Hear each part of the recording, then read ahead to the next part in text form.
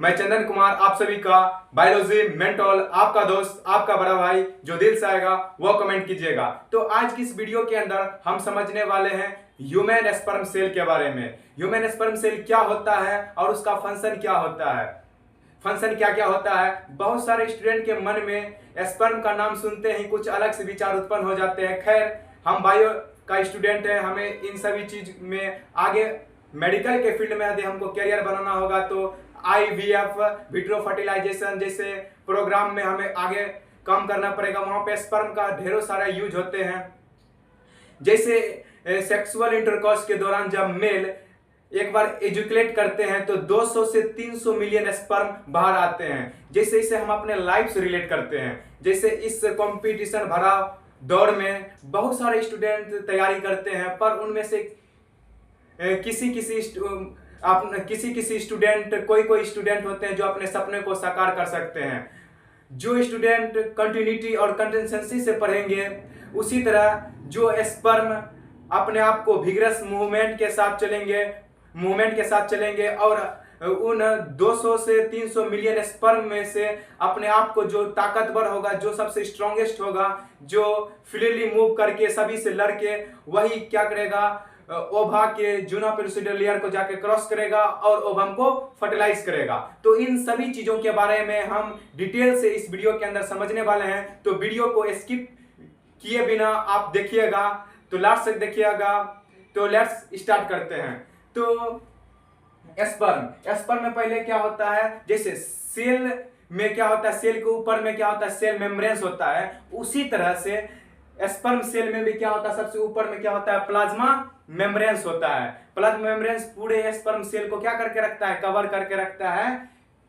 और स्पर्म का कितने पार्ट्स होते हैं, तो 4 पार्ट्स होता है। पहले क्या होता है, हेड्स, उसके बाद नेक, उसके बाद क्या होता है, मिडिल पीस, उसके बाद टेल। तो हम जान गए कि स्पर्म सेल में पहले ऊपर में क्या होता है, पूरे स्पर्म किससे ढका होता है, प्लाज्मा मेम्ब्रेन से। उसके बाद क्या है, एक्रोसोम। एक्रोसोम को क्या बोलते हैं, कलेक्शन ऑफ गोल्जी बॉडी।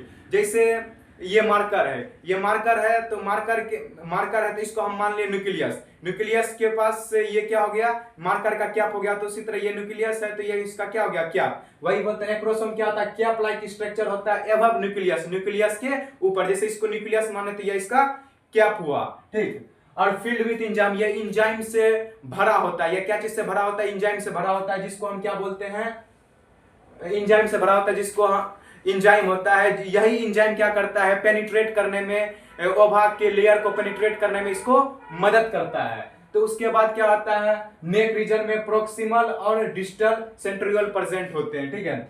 और जैसे स्पर्म फ्रीली मूव करके ओवा को फर्टिलाइज करेगा, उसके लिए उसे एनर्जी का जरूरत पड़ते हैं। तो इसके मिडिल पीस में क्या होता है, माइटोकॉन्ड्रिया होते हैं। कितने माइटोकॉन्ड्रिया, 25 to 30 माइटोकॉन्ड्रिया। और किस तरीके से अरेंज होते हैं, तो स्पिरली अरेंज होते हैं, ठीक है।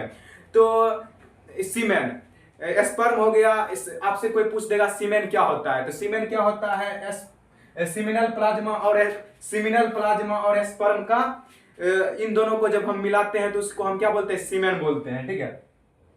इन वन हम बोले थे पहले शुरुआत में कि जब मेल सेक्सुअल इंटरकोर्स के दौरान एक बार इजुकुलेट करते हैं तो उससे कितने मिलियन स्पर्म, 200 से 300 मिलियन स्पर्म बाहर आते हैं। तो उन्हीं में से जो सबसे स्ट्रॉन्गेस्ट होगा, जो फ्रीली मूव करके जाएगा, वही क्या करेगा, जूना पेलुसिडल लेयर ऑफ ओवा को क्रॉस करेगा और उसको फर्टिलाइज करेंगे। बताइए, इतने सारे 200 से 300 मिलियन स्पर्म में सिर्फ और सिर्फ एक ही स्पर्म क्या करता है, फर्टिलाइज करता है, ठीक।